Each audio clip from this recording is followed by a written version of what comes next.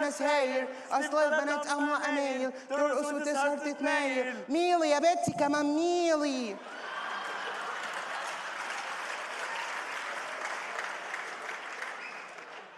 ها ايه رايك يا ابو القيوم؟ كويس ان انتوا خدتوها كويس. رايي في ايه؟ حتى اغاني المهرجانات خدتوها، وخدتوا كمان الاغنيه بتاعت الاستاذه صفاء. بقول لك احنا اشترينا حاجات كتيره منكم الفتره اللي فاتت. يعني فترة ايه؟ اللي فاتت. الفترة اللي فاتت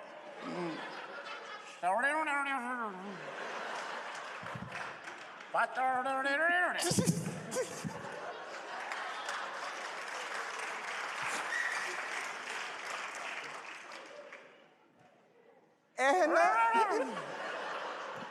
اشترينا حاجات كتيره منكم الفتره اللي فاتت. زي ايه؟ يعني اشترينا اغنيه صفاء ابو السعود دي، واشترينا مهرجان مش هروح، واشترينا تمن جبنه رومي من اولاد رجب مع زيتون اسمر. كان ارض تحفه على بعضه كده. اشتريتوا ارض؟ اشترينا ارض تحفه على بعض. اشتريتوا ارض من مصر؟ اوفر. اوفر، قولها بالعربي. يعني كل الحاجات دي اشتريتوها من عندنا؟ دي حاجاتنا على فكره يعني. لا احنا اخدناها يا ابو القيوم. منور امريكا يا ابو القيوم. ايه رايك؟ امريكا احسن ولا مصر؟ الصراحه يا رب يقول امريكا يا رب. الصراحه مصر احلى بكتير يا عم. هجوم جماعة بلطجية على بعض المنشآت الهامة بالقاهرة.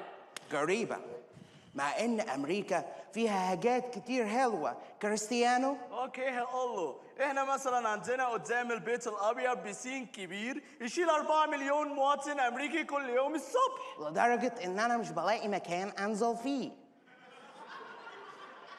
والله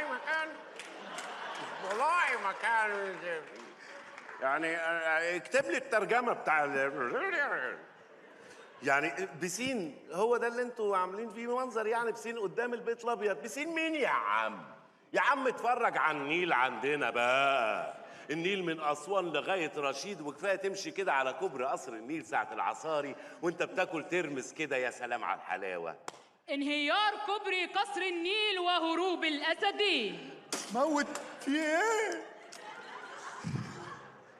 امال ايه تقول لي؟ طب سيبك من النيل ومن الحاجات دي. احنا عندنا هنا هوليوود، انتاج افلام، ريد كاربت، عندنا كل حاجه في الانتاج. افلام ايه اللي عندكم؟ يا دي افلام اللي عندكم؟ انتوا بتعرفوا تعملوا افلام؟ روحوا اتعلموا من السبك يا ابني. يا ابني شوف الافلام يا ابني، وقلب الاسد بقى محمد رمضان